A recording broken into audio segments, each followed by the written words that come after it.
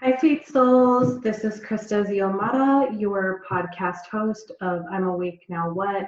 I am on week 4 of our summer series, dealing specifically with releasing religion, inner healing, and coming home to yourself. So, as we get through this week's podcast episode, I just want to do, like I always do at the beginning, just a quick run through of what we've covered, where we've been, and then I'll do the quick disclaimers as well.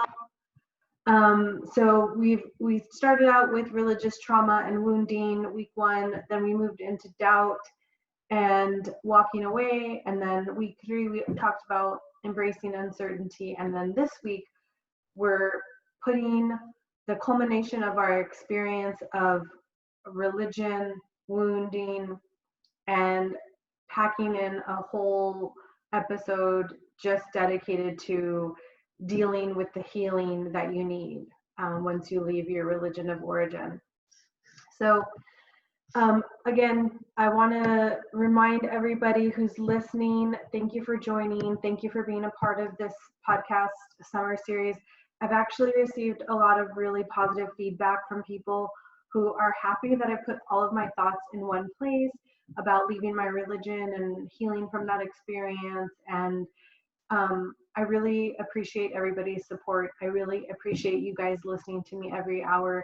It's definitely a new process for me to be like, managing the microphone by myself for an hour. So I greatly, greatly appreciate you being here with me and letting me share this space, this beautiful sacred space with you. And I'm just looking forward to what the rest of the summer series will be, what it will become as it lives in perpetuity on the internet for anybody to digest at any moment. And what's great about the 8-week series is that you can start at any week really if you wanted to, and digest each subject matter as you see fit for your life. So just want to remind everybody every week, the podcast summer series, the purpose and intention is for me to provide a safe space for individuals to explore, create, and release belief systems. The mission and vision of this summer series is to usher in a new global expansion of our communities through open dialogue, spirituality, reflection, inner healing, and self-love. The open dialogue might be tricky in this moment because it's just me talking, but the open dialogue has been occurring through DMs, email messages, people finding me on Instagram and telling me about their experiences, telling me about how they are ingesting all of this information and applying it to their lives. So please remember that you can always DM me or email the podcast at ianwpodcast@gmail.com. I will take all of your questions, and hopefully at the end of this summer series, what I might do is like a bonus episode. It's my dog. I'll do a bonus episode of like the questions and inquiries that have come up with this and the people's reflections of what they have basically sent to me and wanted to dialogue with me about. So I'm excited to do that as well. And then just a quick disclaimer for all individuals engaging in and or participating in any portion of this course, you are encouraged to seek professional help and any other supplemental mental health assistance that you might require. The topics covered in this course are sensitive, and there is a possibility of becoming triggered. I'm Awake Now What podcast is not responsible for any trauma incurred while completing this course. I do leave mental health resources after each weekly episode, and they're also available on the platforms where this is distributed. So what to expect every week. So what to expect is, again, a weekly curated topic, some storytelling to go along with it, reflections and journaling, recommended reading, corresponding podcast episodes that support this actual topic, additional resources, and then let me know if you want to talk about this outside of the podcast with emails or thoughts, or sign into those DMs. So this week, what we're talking about is inner healing. Week 4 is all about inner healing. And I decided to start out with some shorter quotes this week for you guys that were really fitting. Carolyn Myss, if you have not read her books or don't know who she is, she's an angel fell from heaven, and she is divine feminine on this earth doing the most healing work. And I actually have her book as one of the recommended reading this week, so please pick it up if you're in this. If you're in the thick of this healing process, she's amazing. And so this inspired quote this week is that the soul always knows what to do to heal itself. And as we get into each one of these slides, I resonate so much with this quote, because it really does. We know exactly what we need. We're sort of like embedded in, like, our DNA hard-coded and hardwired for what we need in our lives, and that comes in the form of a lot of things, not just healing. And we're always being guided, and if we listen to that like really quiet space within ourselves and listen to what we need, we can always identify what that is. And healing is no different. And what's great is when you go on any journey, especially if you go on a journey of healing, you will find the tools you need, the people to support you, the books that help you put language to your experiences, other individuals who say me too. You know, right now I'm being your literal mirror with my mirror back here. I'm saying me too. I'm saying I understand your experience. I see you and I hear you, and I'm here to hold your hand. So, and I'm here to hold your hand through the healing, and that's 100% what we're doing here today. This next inspired quote is by like the most amazing woman, Pema Chodron. There's just so many amazing women that live in this world, and men as well too, but I curated my quotes from 2 women again this week. And she says, "Let difficulty transform you, and it will. In my experience, we just need help learning how not to run away."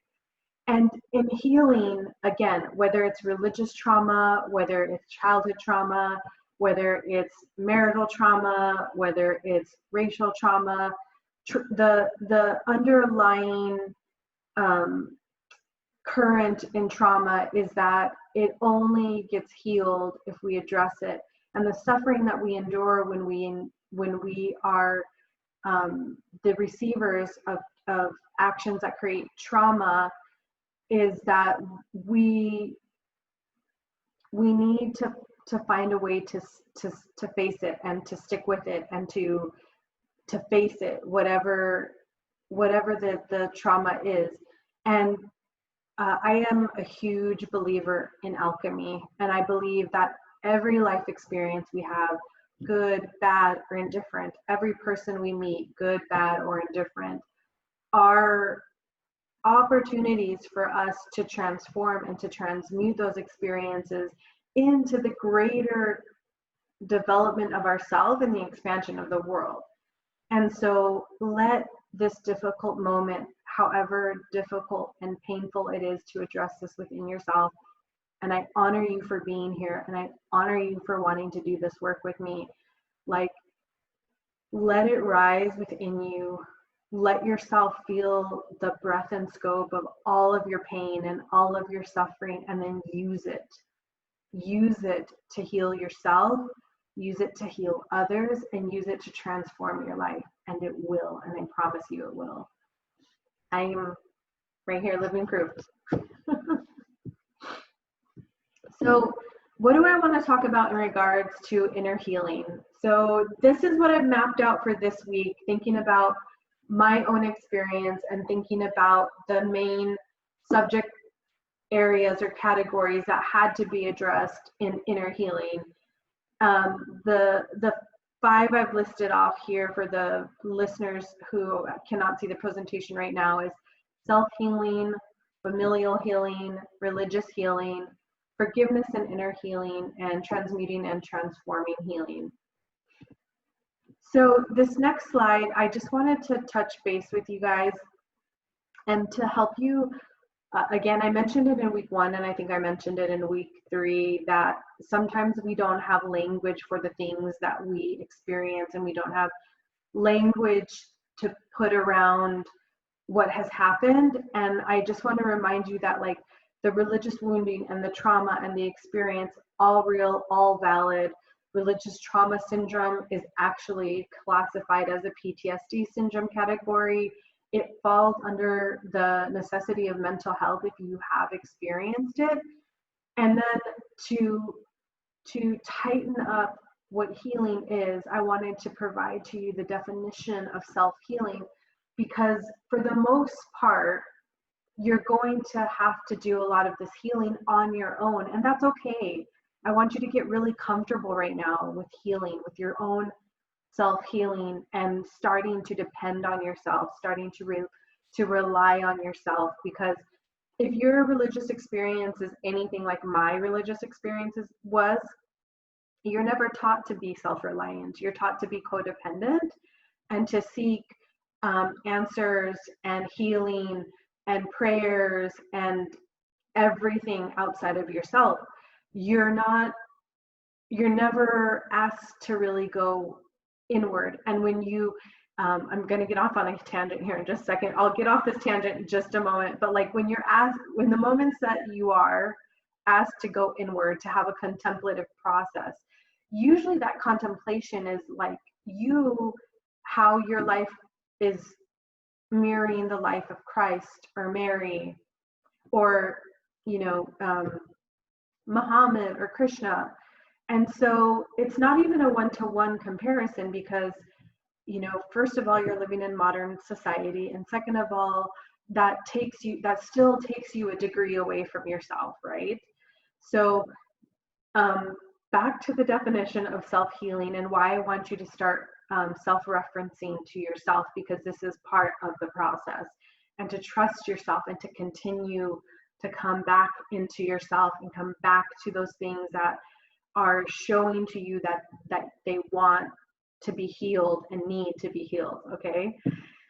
So self-healing refers to the process of recovery, generally from psychological disturbances and trauma, motivated by and directed by the individual, guided often by instinct. And so the reason why I want to call out this definition is because when you go on any path of healing, and especially in our modern society where we still have not come to terms with psychology and therapy and creative arts therapy, which we'll talk about all of the modalities of healing, and witnessed healing, that witnessed healing of somebody saying, like, I hear you and I see you, what you feel is right. Because of that, sometimes when you go on this journey that requires you to create internal healing, sometimes people cannot understand it or be in support of it or even mock you for it. And so the definition here is calling you to attention to the language of what self-healing is, for one, and then for two, that you are going to have to rely on your own internal instinct to create the uniquely curated internal healing that you need specifically for yourself, and trust yourself in this whole entire process. Don't abandon yourself in it, especially in the healing process. So I want to talk about two things here. I mentioned in the week 1 for the religious wounding and religious trauma, that in both of those areas, it still could be broken out into two things, meaning that there's the trauma that you endured inside your religious experience, and then there's the trauma that you endure when you leave your religious organization. And so when you think about your healing, I want you to be like very kind and very patient and very compassionate as you unravel all of these things and start to look at them in their perspective categories, and in relationship to religious wounding and religious trauma, there's the old wounds and then there's the new ones that incurred. In my experience, as I mentioned in week one, I had the trauma that I incurred in my fundamentalist Catholic weird offshoot sect of a variety of things that happened to me that required healing for myself. And then there was the trauma that happened when I decided to walk away, when I couldn't stay in my marriage any longer. So I lost my marriage, my house, and then my family didn't want to talk to me for about a year and a half, 2 years. It was a very big struggle, and continues to be a struggle with some of my family members until this day. And so there's those new wounds and the old wounds. And so when I think about these two things, I think about, we can heal the old wounds, I think, very precisely. If you find the right tools, if you find the right therapist, if you find the right, modalities to transmute and to resolve these wounds. And then there's like working with the new wounds. And one thing I want to say about working with the new wounds is that in the process of leaving the Catholic Church and realizing that my support systems, my friends, and everything was severed. So there was nobody that I could turn to in my former life for support. And then I was incurring these new wounds with my family, who was disappointed in me and articulated their fear of my soul and all of these things. And what I found in having to work with the new wounds, at some point, I realized in order to heal, I had to create separation. And that was a really difficult decision to make. And so I want you to think about this for yourself and really determine if separation is what you need. And when I talk about separation, for me, it meant there had to be clear boundaries put in place for the communications I had with people, the topics we talked about, how comfortable I felt in the presence of other people. And so I learned partway through this healing process that I wasn't going to be able to heal my new wounds if I stayed in relationship with these other people who kept triggering me and kept opening my wound over and over again, asking for explanations. I almost said exclamations there. Explanations too. Asking me for explanations, challenging me, telling me how my soul was going to be, burned in a fiery pit of hell, whatever it was that they decided to tell me that day. So I realized at one point, and it's hard because a lot of those people were my family and my close friends. And I realized at one point, it's not safe for me to be in a relationship with these people at this time while I'm still figuring things out, while I'm still trying to heal my old wounds, reconcile my old wounds, and then address my new wounds. And so with your new wounds, I think that I would just leave as an asterisk to when you're working with them and you're deciding what do you need in this moment to heal the new wounds that you're working for, and does it require you to create boundaries? Does it require you to have some tough conversations with people about the topics that you guys can discuss together? Does it mean you don't see people as much?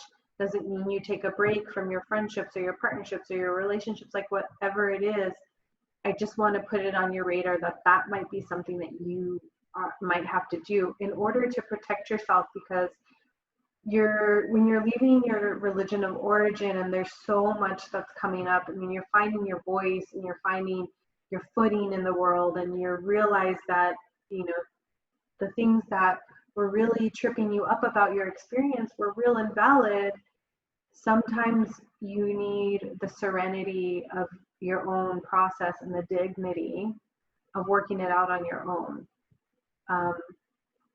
And then with healing the old wounds, I'm going to go into those a little bit more in depth as we get through. I've categorized them into 4 areas, so I'd like to kind of talk about how you can create healing around these, the older wounds that are there. You know, even I still get tripped up on stuff. You know, there are things that happened in my experience that I sometimes get very angry about still. And there have been times when I've been in my house and a thought will, like a memory will find its way back to me. And I just think that was so wrong. It was so wrong that they did that to us. It was so wrong that they made us do this thing or whatever the memory is. And I'll just start, like, you know, talking out loud to this priest that made these decisions. And I say to the priest, like, you know, he's no longer here, but I'll say, like, I know you think you thought you were doing the right thing, but you wounded all these individuals. You put us all in harm's way, in psychological harm's way. And so there's still things that I'm working out. And so, I talk about that in a couple more slides. And I want you to be really patient with this process. It's not easy to move on from this experience. And for most of us, it's like the bulk of our formidable years, some of our adulthood, if we leave early, or it's could be 50 years of our lives. 50 years of our lives not being honest with ourselves, 50 years of our lives maybe hiding our sexuality, 50 years of hiding our doubt. Like, I cannot stress enough, just give yourself patience and kindness and compassion to work through all of this stuff, because it is not easy, and you deserve to find yourself on the opposite side of this healing, because that's what you deserve as a human being, in or outside of religion. It doesn't matter. You deserve to be whole, to feel fully human, and to feel the gravity of this moment that is your life, that is so beautiful, that you came into existence and you get to choose how to live it. Okay. All right, next slide. So I've broken out the self-healing here, like I said, into these 4 categories. There's 2 categories and then 2 subcategories for the people, again, listening on the podcast. So I've got familial healing and religious healing, and I want to touch on each of these things. Under familial healing, I have 4 subcategories. I have familial wounding, familial separation, familial unacceptance, and familial healing. Excuse me. I'm going to take a quick sip of water.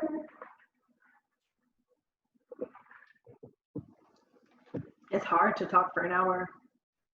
I haven't even been talking for an hour. It's just hard to talk by yourself and not lose your voice. So what I want to talk about in relationship to family healing is, like, it is pretty rare in this experience to find somebody whose religious experience is not tied directly to their family unit. I've yet to meet somebody who wasn't, but that's not to say that there isn't, because there's lots of examples of people who grow up in no religion and join a religion, or there's people who later in life join cults and other religions and things like that. So it happens. It's not unseen. It's just pretty rare. Like in Misty Diane's, I have mentioned her podcast episode before. Our religious experience is a lot of times built on our geography. So wherever we live and grow up is usually a reflection of what our religion of origin will be. And so when your religious experience is also deeply tied to your familial unit. Untangling yourself can require untying all these threads that are secured to both your family and your religion. And a really beautiful example of what has to happen when you start to untangle, unravel, disconnect those threads where they intersect with your family and your religion is an interview I did with Dr. Jenna Menix. She's a freaking amazing. But she talks about this reconciliation that has to happen because there's a severing that occurs. And the severing occurs, which I didn't realize this, and I know I've mentioned it before on the podcast, is that when you walk away from your religion of origin, if it is tied to your family, you are literally like cutting the cord of your family and your religion and your collective tied experiences together. And then you're on the other side over here, kind of like floating in the wind as you figure things out. And that can be like super disorienting and frustrating. It can be sad. It can be painful. It can be all the things, to be quite honest. And so, like I've mentioned already a bunch of times, is that when my family found out that I was leaving my religion of origin, they were so hurt and disappointed, and they took it as a personal affront to them. I mean, I remember my sister telling me, like, I've gone along with all these things with her, and how come I didn't believe now? And my cousin, one of my cousins who I was really close to, was like, but what about all those conversations that we had about your relationship with God? And the truth is that in that moment, in that conversation, what I was experiencing felt real to me. And a lot of times in my religious experience, I was just regurgitating what was what I was seeing in my church community and with the people around me. So if people were saying that they felt the presence of God, and while they did, prayer in the church, like, I thought I would feel that too. And interesting enough, I never felt the presence of God, source, divinity, whatever you want to call it, the creation, unified connection to all that is, until I left Catholicism. And I've had 3 really just undeniable experiences of feeling that in a way that I know was not authentic in my Catholicism. And so the hurt that your family feels can create additional wounding. And that's really painful to deal with. And it's really hard, especially if they're taking it personal from you. And like I mentioned, sometimes you have to create that separation. You have to say, like, you have to choose yourself, which can feel really strange because we're all, for the most part, brought up to invest in the idea that, like, we belong to villages and communities and partnerships and things like that, and we absolutely do. And I'm going to talk about connections and partnerships and finding support and stuff like that. But for this instance, when you're trying to figure out what is right for you, when you need reprieve from the incessant wounding, the new wounding that's happening, that separation might be the grace that you need in that moment. Take it. Even if nobody around you understands it, like, just trust yourself. I'm going to say this for the next 8 weeks. Trust yourself. The funny thing too that I experienced, and you might as well in your journey, especially with your family, was this, they had this like deep unacceptance.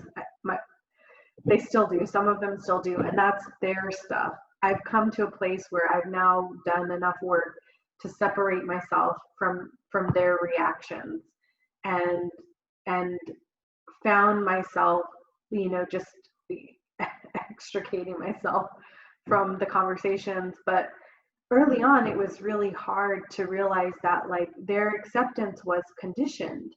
The acceptance that I had inherently received in my religious community and my familial unit was gone. And it was like all of a sudden there's a set of rules that if you're not following, or life that you're living, or that set of ideals that you believe in relationship to God and the church and everything, then you can't be here. You can't be accepted. You are shunned. You are a pariah. You are a fallen person. You are the cautionary tale.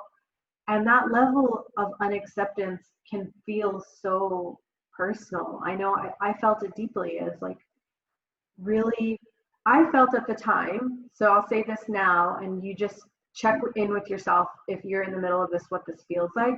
At the time, what it felt like was they were saying to me, like, you're a bad person, you left, you're gonna have to pay for stuff, God's gonna punish you, you're gonna, bad things are gonna happen to you.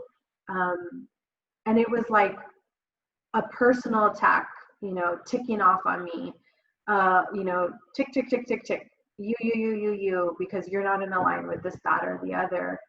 And that is really hard to ingest. And what I learned through my own healing, and going into therapy and having somebody to talk to, is that you realize that most people in religious experiences that have been brainwashed, who are indoctrinated and fully believe wholeheartedly about their religious experience, and have no doubt about it, is their reactions to you is fear-based. And their reactions being fear-based are also a projection of what they're feeling inside. And so they're not actually, if you can get to this place and remove yourself from the admonishment that they're giving you, and recognize, like, they're saying I'm a bad person because they truly believe that, and believe that about themselves if they were to leave. It's not actually about me, because I know I'm not a bad person. I know I have a set of morals that I live by. I know what right from wrong is. I am responsible for self-regulating myself without the monitoring of a church, or without the supervision of a priest or a pastor or a rabbi, whatever, a council, whatever religion this applies to you. I don't know them all, and I'm so sorry that I don't, because I really want everyone that's in this with me to feel seen and heard. But so if you can find a way through to, one, like, not take their attacks a personal, even if they say you and they call you out, it's really a reflection of what they feel like inside about if they had made that decision. And so I'll leave that there. I don't want to go too off base with that, but the unacceptance, can be really hard, and that will create a place of healing within you as well, that requires you to circle back and come back and heal that too when you're ready. And a lot of the times what you're doing is, and it was true in my situation, is you're healing and wounding in parallel, and it's happening at the same time. And so there's like the old wounding that is coming up and getting healed, but then there's new wounding that's happening, and you're unable to resolve it in that moment. That's okay. Again, have complete patience with yourself, and just address as much as you can as it comes, because you cannot go down this road of healing without knowing that it's like it's like being plopped in front of a giant cake and given a tiny like shrimp fork, and somebody says you got to eat this whole cake, right? You can probably eat the whole cake. It's going to take you some time. You've got a little fork, and you do it one bite at a time. And now I need some cake. That's not the greatest metaphor in this moment, but it'll just have to do. So just to tell you about your own healing, just to remind you that you don't have to bite off everything, even if the healing and the wounding is happening in parallel. Just give yourself the grace and the space and the compassion to address things as you have the internal resource to do. That's like super important. Check with your own internal resources. Do you have time? Do you have the emotional bandwidth? Can you journal? Can you talk to somebody? Can you afford therapy right now? If you can't, are there free resources? Who can you rely on for support? Like, check in with yourself as these things are happening in parallel.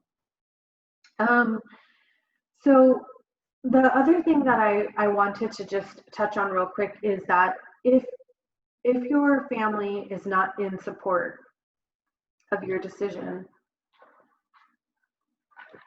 excuse me, if your family is not in support of your decision, then this can lead to tension, right? And then you can, even without thinking about the separation piece, you can start to self-isolate and feel this like underlying discomfort of not feeling welcomed in your family unit. And I just want to just tack this on to everything else, is that that's completely normal, and you'll feel that, and that's okay.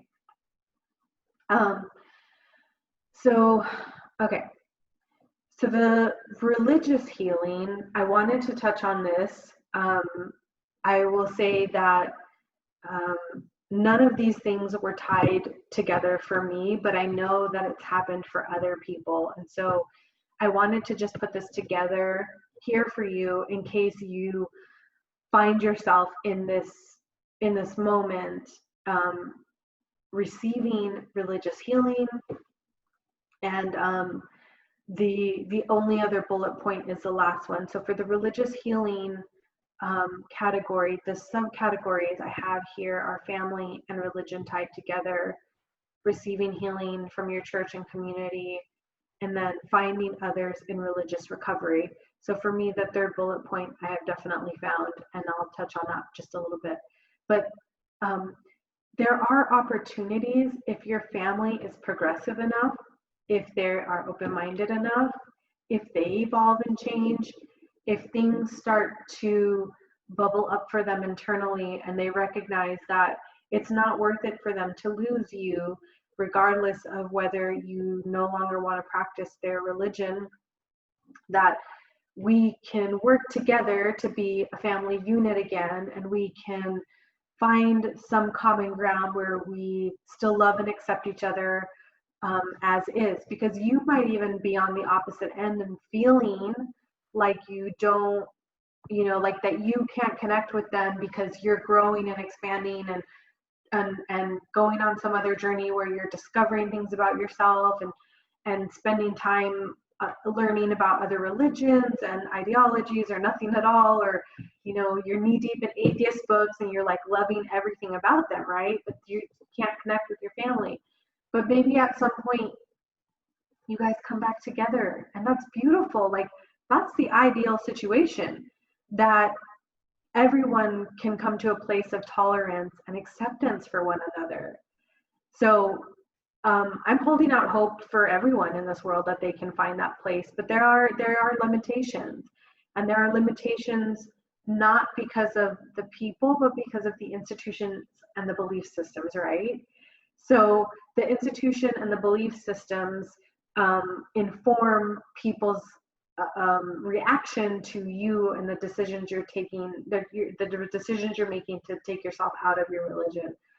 So it might be good to bring yourself up to that 10,000 foot level and look down on it and understand that there's these other things at play, and that your family still loves you. Ideally, they still love you and they accept you, and you just have to find a way to a new way of being together. And that's what I hope for everybody. I hope, hands down, that for everybody in this experience. Then, like, what if you decide, the second one is receiving healing from your church community. What if you decide you want to stay? What if you decide that you don't want to leave your religion of origin, that you've done enough of your own internal research, your own internal healing?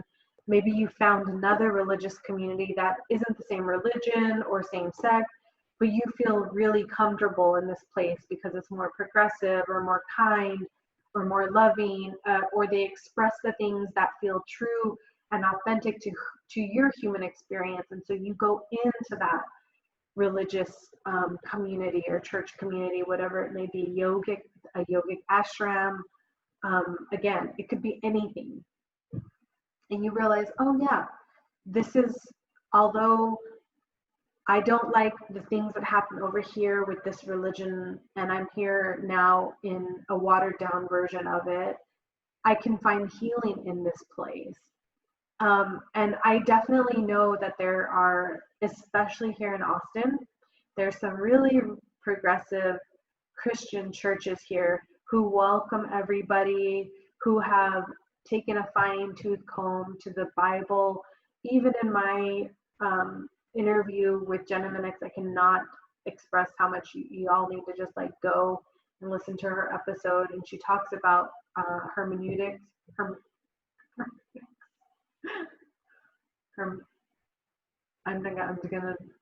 I'm not gonna pronounce this right. Hermeneutics. It's not right. Hermeneutics. I can't remember, but it's the study of the language in the Bible. And she talks about this, the whole, there's two big stories here I want to tell you. There's the Bible and gay people, and then the Bible and Mary Magdalene. Two things that have been misconstrued within the text of the Bible. Hermeneutics, that's how you say it. The study of the language in the Bible, okay? So and you can go back and listen to Jenna's interview because she does a better job of articulating this this deconstruction of this language. But basically, in one of the Gospels, I believe it's Paul, he says, like, you can never violate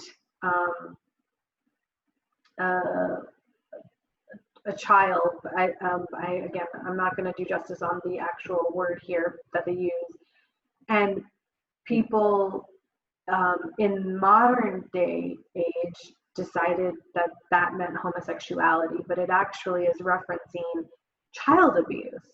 Like, you can't lie with children, and especially the decisive language is that you can't lie with young male children. And that just happened to be how it was written at that time. And so Christian religions especially, have hung their hat on homosexuality on this particular scripture. And I'm sorry, I don't have the actual scripture. I should have done that before, that I didn't even think about it, but have hung their stance on homosexuality on this. Although we know in evolution that through the entirety of our human experience and in other species, sexuality and partnership is fluid. And to want to box ourselves very tiny in these, like, straight or homosexual, it's actually like a spectrum. So to think about, those types of things, like if that's what you had the problem with, maybe in your religious experience. I know I did. I really struggled with how much we were taught to hate homosexuals, because I never saw the gay community as an enemy. I wanted to understand them, but it's not something that I could say when I was in my religious experience. And I think as a society, life is a spectrum. I know I've said that a bunch of times, but it's something that I've come to know. And there's, it's the reason why the rainbow flag is all the colors, because life is a spectrum of colors and fluidity, and that pull on the masculine and feminine, and it's beautiful.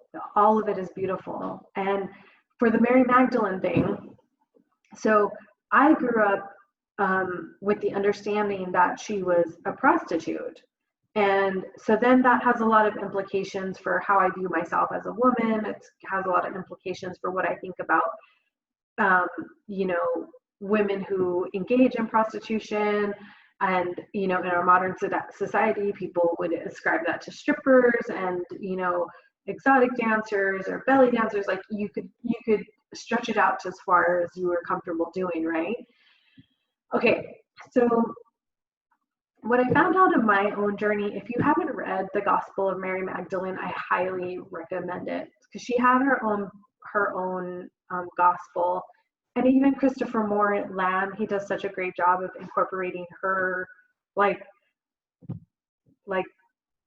the beef, the like meat of her life into that fiction story. But so she wrote her own gospel, and of course it wasn't chosen to be in the Bible. But what we find out is that in 1969, the Catholic Church, I think it was Pope. Oh, I'm going to be off again. I should have written these things down. Or maybe I'll put them in the show notes for you guys. But I think it's Pope Leo. I could be wrong there. Decided that it was finally time for the Catholic Church to recognize that actually Mary Magdalene was never a prostitute. It was a pope from many years before then, and again, I'm blanking on his name as well, interpreted the scripture and the description of Mary Magdalene from one of the Gospels, and just decided that what they were referring to about how she was a woman who was a prostitute, but she really wasn't. So it's like these nuanced things. And the thing is, one more point here on the Mary Magdalene thing. The fact that the church changed its course and wrote a paper to write this narrative about Mary Magdalene, who is considered a saint in a lot of people's Catholic experience, not because the Catholic Church has seen her that way, but because they align themselves with her life, right?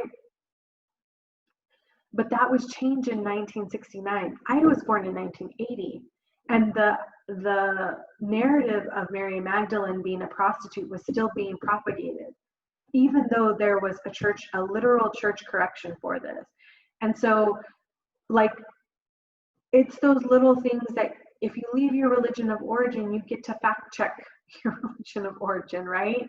But let's say the idea of homosexuality and Mary Magdalene are the two things that you find yourself bumping up against that really drive you nuts. But then you find a Christian community, just to bring this back about what we're actually talking about here in religious healing, that they accept the gay community, the queer community, the trans community, and they also don't believe that Mary Magdalene was a prostitute. And you find healing in that church because those were the two things that tripped you up. For me, it was a lot more than that, but I'm just using those as two examples that to point you back to the fact that, like, if you go back, then you definitely have the opportunity to receive healing. And there are churches that are willing to do it, and therapists who are spiritual therapists, and Christian therapists who are progressive and understand that there is a lot of trauma happening in religious experiences, and people require this long-term healing, and they're going to be there for you and to listen to you. Okay, last bullet point here on the religious healing is finding others in religious recovery. Like, this is super key if you can do it. There's nothing better than, and it's with everything, their support systems are inherently involve people who have the same wound.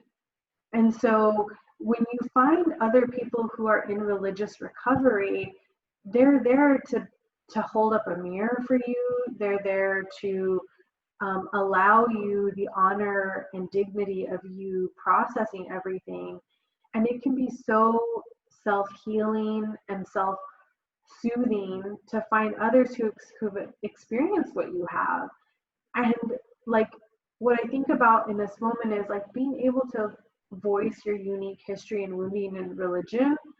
It helps you, um, yes, to be seen and heard, but also to validate the other person's experience, which is exactly what they need and exactly what you need. And to sort of sit in that wounding and sit in the sadness and the depression and the hurt and the confusion and whatever it is that is still dragging you down, that is because when we start in these early religious experiences, it's no mistake that they start you early, so that it's like a tape running in the back of your mind over and over and over again, right? So finding people who have left your same religion of origin and finding community in them is beautiful. And also, like, we're all just here walking each other home. And if you can walk somebody home that's been through what you've been through, and you guys are on different points of that journey, and you're going to learn from each other, and you're going to create, it's like going to make me cry right now. I'm with cancer and I cry about everything. But like, you're going to be able to create and facilitate that really beautiful internal healing that you could not probably get if you're just talking to somebody who hadn't experienced what you experienced. So those are the two things for familial and religious healing. Okay, so this next slide, as I take another sip of water, is I want to talk about forgiveness and the process of inner healing. The 2 bullet points I have under forgiveness for the podcast listeners in your radios, in your cars, in your computer desks, wherever you guys are, is forgiving others, which can include your family, friends, the church, etc., and forgiving yourself. And I know that, like, when you see this bullet point about forgiving yourself, I want you to try not to be triggered by this. I know it was triggering to me when I thought about I actually needed to give myself forgiveness, but we'll talk about that in just a moment. What I want to talk about is forgiving others. So, like I said a few moments ago, if we're giving people the benefit of the doubt, everyone's making their own life decisions, and sometimes they choose to be in these religions, and these religions,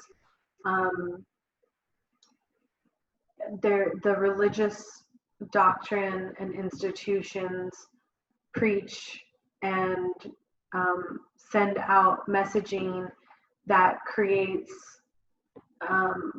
some not great situations with all of us, right? And so sometimes you have to go back and in the internal healing, you have to start forgiving the people that don't understand you. You definitely have to forgive the church. And like, for me, with my own healing, I had to ascribe responsibility to the wounding.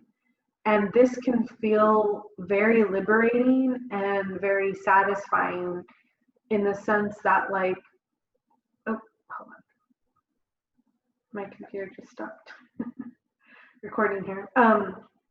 So you can, when you go back and ascribe responsibility, like, there's the responsibility on the other individuals who were facilitating the ideas, the trauma, the wounding, and they're 100% responsible for their piece in it. But if you can find within yourself, and again, this is over the course of a lot of times, and like I said earlier, like I'm still mad at this priest that that had this organization.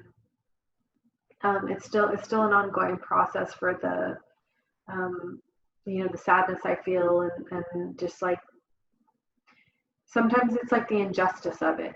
To me, that's like the biggest way to articulate what it feels like. Like there's this injustice that occurred because like I felt violated, I felt wounded, and they felt righteous in the way they allowed us to live in this community and things like that, right? So being able to, one, be comfortable with ascribing responsibility where responsibility is due, and then working with it daily if you can, to see if you're able to create some of that like healing and forgiving them so that you can liberate yourself. The forgiveness is not for them, the forgiveness is for you, so that you don't have to carry the burden of the grudge or the pain or the weight or whatever. Is that like as you're moving through your healing, this forgiveness, this act of forgiveness, this practice of forgiveness is not for them, it's for you. And you deserve it. You deserve to be liberated from your own wounding and to forgive, so that you can open yourself to like be free and love and not have any obstacles or barriers to loving, one, yourself, and two, loving others and trusting others in this world. And then the forgiving myself, forgiving yourself piece of it is that like I talk in my book, The Alchemy of Kindness, a lot that I say my internal critic, a lot of what she was saying to me was based in my religious teaching. And so I beat myself up for a very long time for not being the right type of woman, for having ambitions, for not having children, and for leaving my marriage, for leaving the Catholic Church, for disappointing my parents. So I had to forgive myself in this whole process as well. And that's part of it. And I want you to just think about it. And this might not even be a place that you're ready to tackle, but just let it stay in your consciousness for this moment and see if that feels right to you. And if you do require forgiving yourself for decisions you made, or maybe like you were an adult and you got trapped into a cult, or you got trapped into a religious experience that was harming, and you're mad at yourself because you found yourself in that situation. It's kind of like the same idea of being in an abusive relationship, like you blame yourself. Like just know that you can forgive yourself for making that decision, but you don't have to punish yourself for the rest of your life for making that decision, because you are good and worthy and whole and lovable, and you were making the best decision you could at the time with all the information you had. So try not to hold anything against yourself. Okay, let's talk about inner healing. There's one thing that I want to talk about, is that inner healing occurs throughout our lifetime, regardless of our religious experience. And in the spiritual community and in personal development community, people can often allude to a destination point of your healing, a destination point of your rising, a destination of your enlightenment, a destination of your awakening, a destination of your liberation. But as somebody who wants to be honest with you and to give you all of the information, I want you to know that healing, from what I understand with my own experience, what I know from the people around me and the beautiful people that have come into my life in all points of their age, 60, 70, 20, 35 years old, that healing occurs through the entirety of our life. And that wounding, trauma, life situations brings us stuff that requires our healing. So with that said, it's not to depress you, it's not to keep you afraid to go down this healing pathway, but it's just to highlight that you've got time to work through it all, and you've got time to heal everything. And the metaphor of the cake, take little bites one at a time and work through each one of those healings as best as you can for as long as you need to, without rushing yourself through the healing. So the other thing I want to talk about on the second bullet point is self-love and inner healing. And again, like in this religious experience of leaving your church, like for me, my religious experience took me out of myself all the time. And the idea of perfection and holiness that lives within a religious experience meant that like I could not love myself because I wasn't perfect. I wasn't like freaking Mary. I wasn't like the women in my church who, you know, waited until marriage to have sex and then had like 10 children. Like I was never going to be that person. And so I was constantly bumping up against the church's expectations of who I was and how I was never meeting those expectations. Being unable to meet my religious expectations meant I could not love myself. It was so difficult to love myself. And there were other things that were getting in the way of me loving myself that I had to deal with. But the religious experience was a big contributor, or it was a big contributing factor to being able to love myself, because there were those expectations, there were those set moments where you were unable to you know, look in the mirror and feel good about yourself. And then there's also this idea of you know, in Christianity, that we come into this world already born of sin.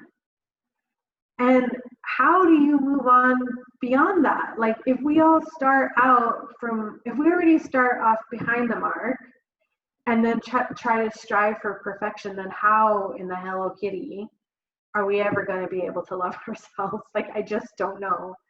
I just don't think it's possible to do it. And then there's like the martyrdom syndrome that comes in, and the victimhood, and you just feel like there was this idea of mortification that happened, you know, like your suffering was to mortify you and to cleanse you and all of these things. And so that can be super painful too.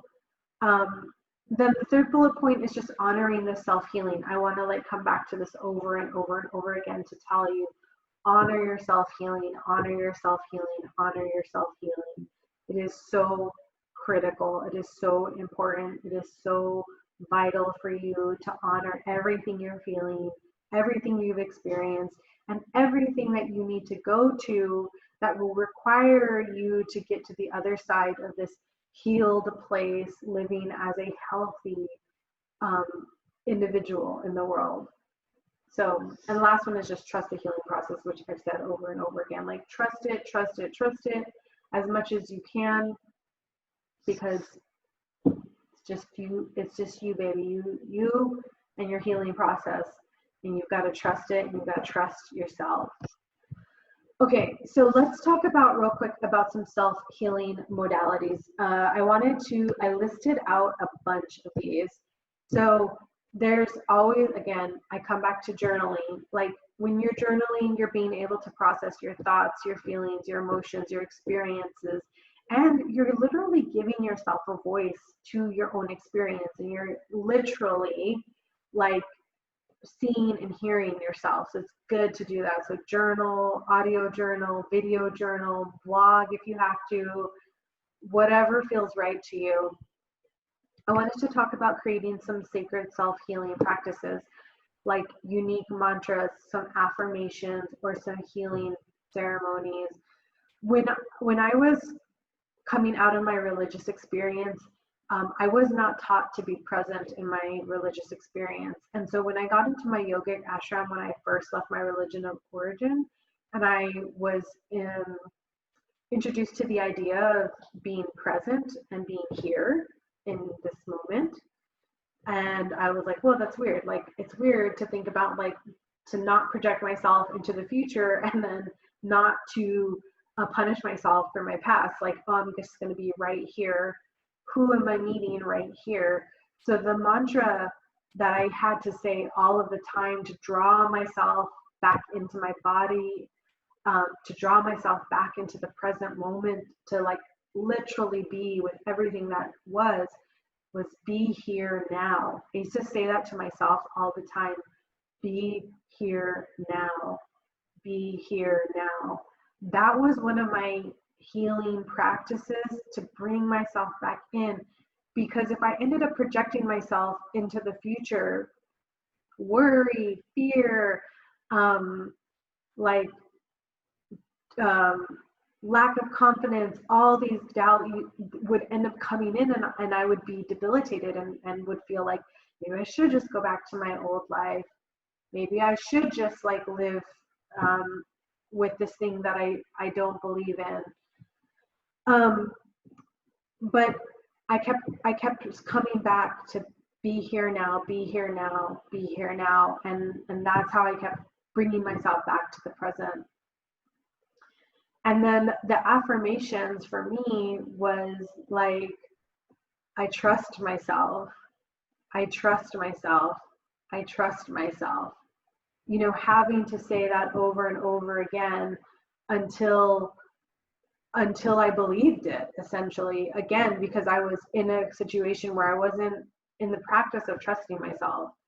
And another affirmation that was really helpful during that time was the affirmation of like, everything is okay right now. Because like, life can be chaotic right now. We're in the midst of a global pandemic. We're in the midst of a racial uprising. We're in the middle of global warming.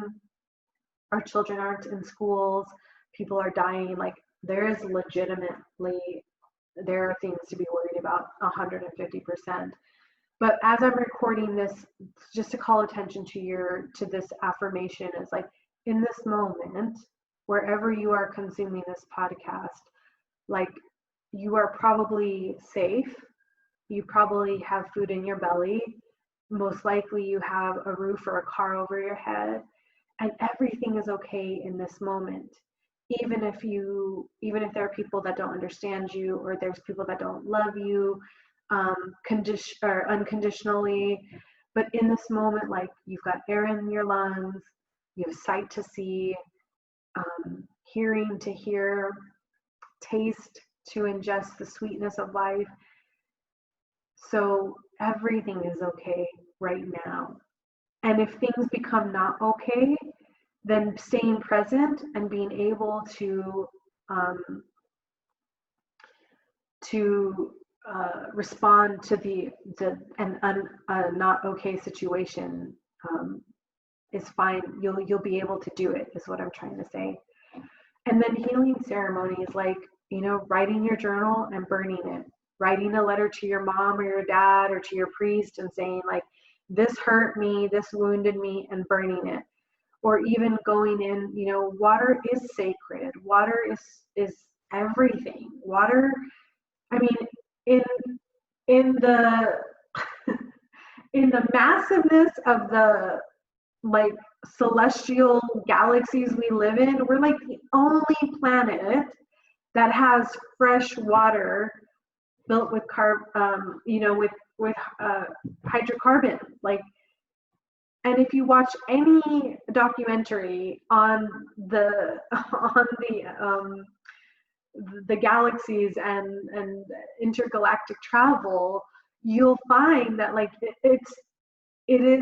water is the unicorn in our solar system, and we have it here, and it's so precious, and it can cut through things, and it can be hard as rock, and it can heal us, it nourishes us. And so like for me, like sometimes even just having showers, like going in or doing like a bath, like that's a healing ceremony to me, like allowing myself to be in that. Our bodies are full of water.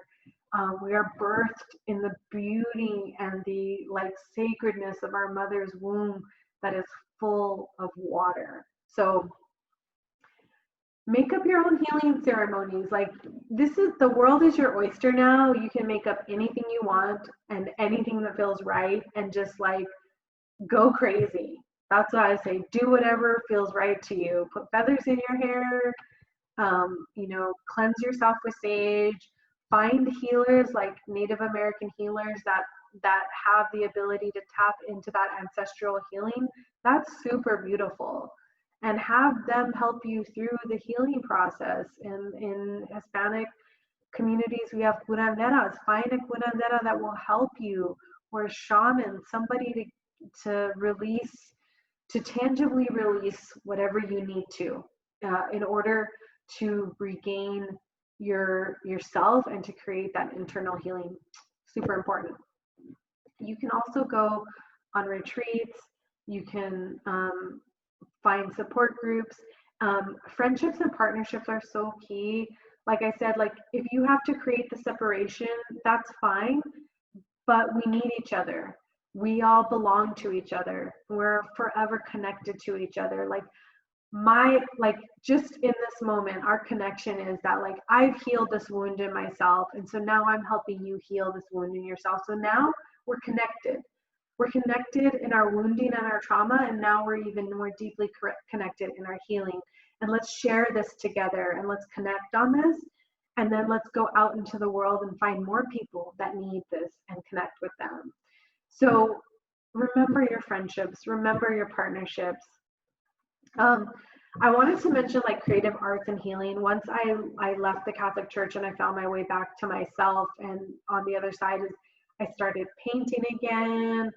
I started doing all sorts of creative stuff. Like I used to write poetry and I never told anyone about it. I started writing poetry. I started actually writing my book, The Alchemy of Kindness, that I would like to have out at some point. It's been a labor of love to write this book. And dance therapy too, like moving your body. So like one of the books that I have for the reading recommendation is like the Body Keeps Score, because the trauma that we receive stores itself in our bodies, and we have to move our body and move the trauma out. And the more in tune you become with recognizing the trauma as it's occurring, or the trauma as it's existed, to try to get it out of your body, you'll become really familiar with this process. And I highly recommend listening to Kimberly Penna's podcast interview that I do with her. She's a dance psychotherapist, and she is so articulate about the process of moving trauma from your body outward and allowing it to release and create that internal healing. Okay, so guys, here's your homework. So the internal healing reflections for week 4, here's what I've come up with. But again, sit down, take some quiet time, and just listen to what is coming up for you. So here are the reflections that I'd like for you to sit down with is what modality of healing can you integrate today? Is it journaling? Is it just support group? Is it dancing? Is it finding a song that you can cry to that expresses what you feel deep inside? Is it walking in nature? Is it getting a shaman? What is that for you? The second thing is, are you able to have a healing conversation with your loved ones and your religious community? This can just be a yes or no answer for now, and you can come back to it. And if it's a yes and you want to explore that, maybe you can write a list of like collective thoughts and actions that you want to like address with the person or your religious community, so you go in there prepared. And then asking yourself, like, who do you need to forgive today? Like, who's coming up for you? Is it your pastor? Is it your mom? Is it your dad? Is it your sister? Is it your brother? Is it your cousin, a teacher? What? Who needs forgiveness today? Is it yourself? Which is the next one, which is like, do you require forgiveness. Okay, if this question is even agitating you, it might be a pointer to that. Like you might need some self-forgiveness. So what comes up when you hear that? And how can you invite compassion and kindness inside yourself to allow that agitation and that discomfort that's coming up that is saying, I do require some self-forgiveness. How do I bring that up to the surface and allow it to leave, right? So again, be patient, be compassionate, be kind, be gentle with yourself in this process. And then another reflection is like, what can you let go of today? Like, can you let go of an old idea about yourself? Can you let go of the ideologies you used to hold on to? Can you let go of old stories that were built in the narrative around your own religious experience? What can you let go of today? And then what can your past teach you about where you want to move into the future? So, like I'm saying in the beginning of this podcast interview, life is alchemy. And just because we don't like something doesn't mean we never do it again or that it never served a purpose. It can actually be the opposite. It can teach us how we want to live today. It can inform our decisions about how we want to move forward and how we want to be with each other and what we want to experience in this world. We can use that. None of this material has to be wasted. You can use it all for the highest good of your life, your healing, everything. And then how can you use what has occurred to you to transform and become the person that you dream of? Like, super big important question here. Like, what's the best place you envision yourself to be when you think about being able to start fresh, become a new person, create a whole new set of ideas and core values that really reflect who you are as a person? And what does that look like? And how can you use your past life experiences to create that person? Okay, so here's your recommended reading. I won't read all of these out. It'll be on the YouTube channel, plus I'll pop it up on the podcast. And then here are the podcast episodes, episode recommendations. And then again, here are the mental health resources if you live in the US or UK, if you're LGBTQ. And then again, please email me with any questions or thoughts that you have. Thank you. This was an extra long session. So thank you for being here with me. I can't wait to hear what you guys have to say about this week's episode. And I love and adore you guys. And I'm looking forward to our next session. Bye, guys.